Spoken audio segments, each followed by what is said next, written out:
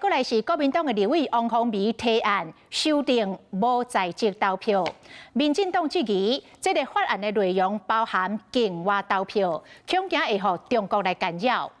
民进党的立委林楚茵今仔日来压料，讲王宏维已经伫定数委员会把这个法案撤回了，已经提供个人是大罢免会当治百病。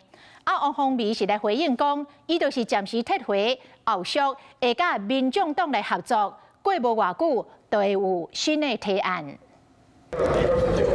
议场内底火气真大，真正为着小天无讨团中会提案，国民党立委王宏维敢若甲党团总调鲍坤奇超袂好势，当场就写文件，嘛互民进党解脱，敢讲成为罢免的压力，就要提早游风线。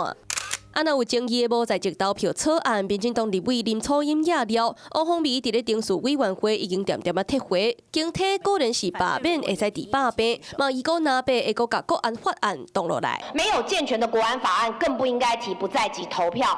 不过昨天我们发现果然罢免可以治百病，大罢免治百病。王宏威竟然在程序委员会把自己的案子给撤下来。如果罢免没有成功，傅昆萁、王宏威这些人还是会变本加厉，提出人民所无法接受的法案。毕竟无在籍投票，其中电子投票的风险，互认为是上悬。尤其传出草案包括境外投票，民进党质疑过程可能受到中国介算干扰。民众党提出了不在籍投票的公投案，但是非常可惜因为我们没有办法最后在5月23号之前送出。未来我们一定是跟民众党密切来合作，来修不在籍投票。所以我先暂时撤案，但是过没有多久呢，我会提出新的提案。强调在野阵营会找到共识，搁再提出新的版本。